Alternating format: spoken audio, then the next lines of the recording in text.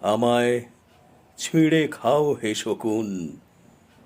কবি শহীদ শরীফ ওসমান হাদি। আমায় ছিঁড়ে খাও হে শকুন, হে সীমান্তের শকুন, এক্ষুনি ছিঁড়ে খাও আমাকে। হে আটলান্টিকের ঈগল, শিগগির খুবলে খাও আমাকে। হে বৈকাল হ্রদের বাজ, আঁচড়ে কামড়ে ছিন্ন ভিন্ন করো আমাকে। আমার রক্ত রসে শুধু অসহায়ত্ব আর অভাব। কাগজের কামলারা তারে আদর করে মুদ্রাস্ফীতি ডাকে। ঋণের চাপে নীল হয়ে যাচ্ছে আমার অনুচক্রিকা। সংসার চালাতে অন্তরে হয় ইন্টারনাল ব্লিডিং। কি আশ্চর্য, তবু আমি মরছি না। ওদিকে দোজখের ভয়ে আত্মহত্যা করবারও সাহস পাই না আমি।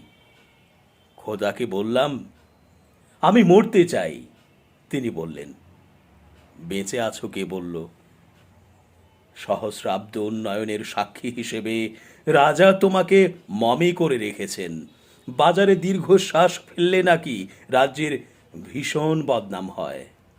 রাজারও মন খারাপ হয় খুব। কোতোয়ালরা ফরমান জারি করেছে, আমাকে সারাক্ষণই হাসতে হবে, নইলে দেশি কুকুর ও বিদেশি মাগুরকে একবেলা ভালো মন্দ খাওয়ানো হবে আমার মাংস দিয়ে। নিত্যদিন ব্রয়লারের ভুঁড়ি নাকি ওদের ভাল লাগে না, অথবা আমাকে ভাগ দিয়ে বেচা হবে। মানুষেরও তো মানুষ খাওয়ার স্বাদ হতে পারে, তাই না? ভাগ্যিস তা বিদেশি সুপার শপে বিক্রি হবে না। দেশি মানুষেরই তো হক বেশি আমাকে খাওয়ার। এ দোজখই যখন নিয়তি, তখন আমি উদাম হয়ে ডাকছি দুনিয়ার শ্রেষ্ঠ মাংসাশী বিহগদের।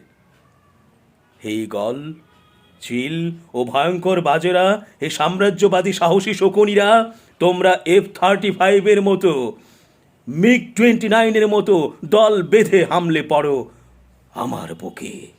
আমার রান, থান, চক্ষু, কলিজা আজ সব তোমাদের গনিমতের মাল।